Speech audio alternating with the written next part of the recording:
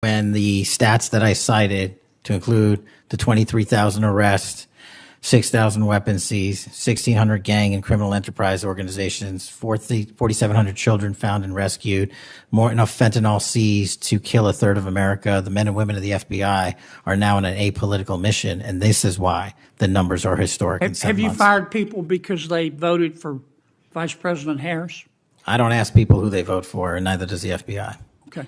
But you've given people polygraphs, have you not? Many people in the FBI take polys. The FBI does that all the time. Yes, sir. Does it not? Yes, sir. For a long time, is that correct? Decades. Patel wants the country to believe the FBI has been scrubbed clean of politics, rebuilt into some neutral, laser-focused institution that left the old scandals behind.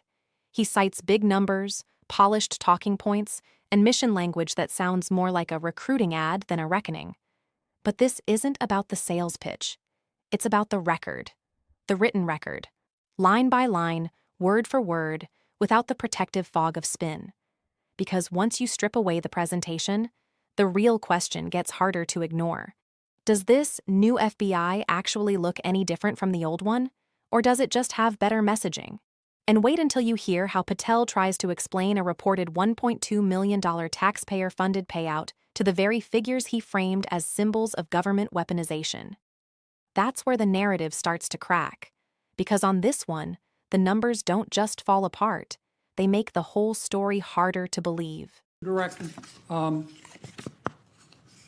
you and the FBI, working with state and local law enforcement officials in Utah, have caught the assassin of Mr. Charlie Kirk. Is that right? We have a suspect, yes, sir. And you did that within 48 hours, did you not? 33 hours. 33 hours. Congratulations. We've had other political assassinations. Back in June, an assassinated Representative Melissa Hoffman, Mr. Hoffman, Senator John Hoffman, and Mrs. Hoffman in Minnesota. You and the FBI and Minnesota state and local law enforcement officials caught the assassin within 48 hours, did you not? I believe that timeline's correct, Senator. Congratulations. Sometimes we miss the forest for the trees. Good work.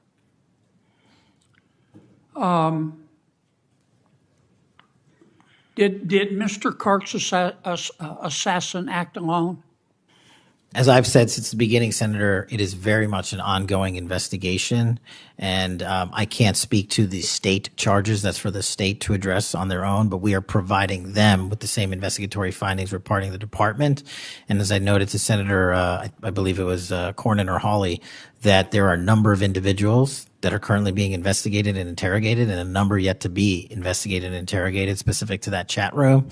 So we are very much in our ongoing posture of investigation. So others could have been involved? Yes, sir. Okay.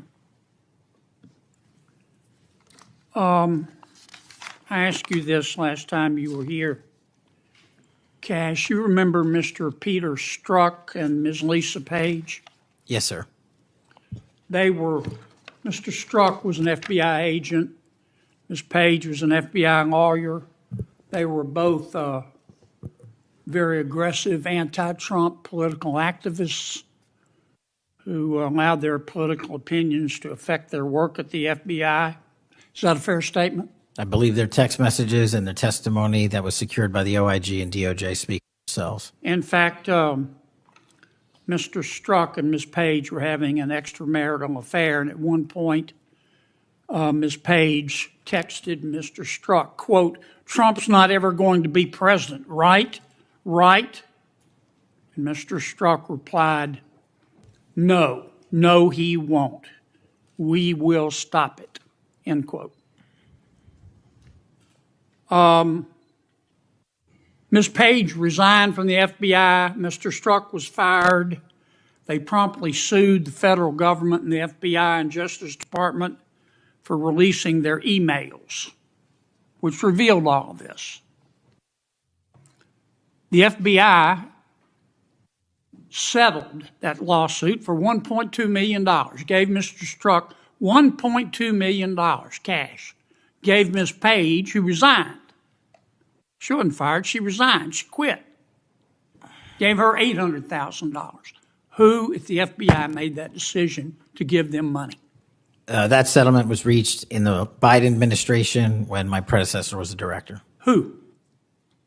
Are you saying that Chris Wray did? The only people that can decide that settlement are the Attorney General in conjunction with the director and the administration. Okay, so you're telling me that Attorney General Garland and Director Wray decided to give them the money. Is Yes, that sir. right? Yes, sir. Okay. Now, when you took over the FBI, did you find instances of where under the Biden administration the FBI had weaponized the agency to push the political beliefs of President Biden? Sorry, the last part. When you took over the FBI, did you find instances of where the Biden administration had politicized the FBI to prosecute its political agenda? Well, I won't speak for other people. Haven't been a target of that weaponization, haven't been a staffer on the House Intelligence Committee, having had the Justice Department weaponized against me for making the findings and leading the investigation of Russiagate. I know what that feels like. And that's why as the FBI director, I'm committing to not ever have that ever happen again. But I'm also committed to fully investigating what was done. And that matter is still ongoing. So I assume, I take it your answer is yes. Yes, sir. And you're firing those people, is that right? Anyone that politicizes their job at the FBI will not work at the FBI. Okay. You've heard some of my colleagues either implicitly or otherwise suggest that you have politicized the FBI to prosecute the political beliefs of President Trump. Is that true? I don't know how that can be true when the stats that I cited, to include the 23,000 arrests, 6,000 weapons seized, 1,600 gang and criminal enterprise organizations, 4,700 children found and rescued, more enough fentanyl seized to kill a third of America. The men and women of the FBI are now on an apolitical mission, and this is why the numbers are historic. Have you fired people because they voted for Vice President Harris? I don't ask people who they vote for, and neither does the FBI. Okay. But you've given people polygraphs, have you not? Many people in the FBI take polys. The FBI does that all the time. Yes, sir. Does it not? Yes, For sir. a long time, is that correct? Decades. All right. I want to ask you about the Epstein files. Have you seen the Epstein files?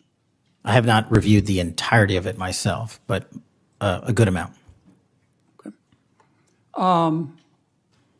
Would it be fair to say that Mr. Epstein trafficked young women, including, in some instances, minors,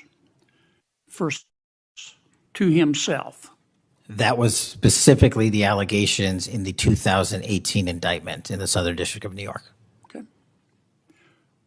Who else did he traffic these young women to? In terms of what the investigation, again, going back to 2008, Mr. Acosta, who limited the investigation and limited the search warrants and limited the parameters of the investigation, the only thing we are able to speak to publicly, because he was given a non-prosecution agreement by Mr. Acosta, is that first time period from, I believe, don't quote me on this, 97 to 2001-ish. And then when the Trump administration courageously reopened it. Excuse me for interrupting, but I'm going to run out of time. You've seen most of the files. Who, if anyone, did Epstein traffic these young women to besides himself? Himself. There is no credible information. None. If there were, I would bring the case yesterday that he trafficked to other individuals. And the information we have, again, is limited. So the answer is no one? For the information that we have. In the files? In the case file. Okay. Now, President Trump has deferred to the FBI and the Department of Justice with respect to the Epstein records. He says it is your call about releasing them.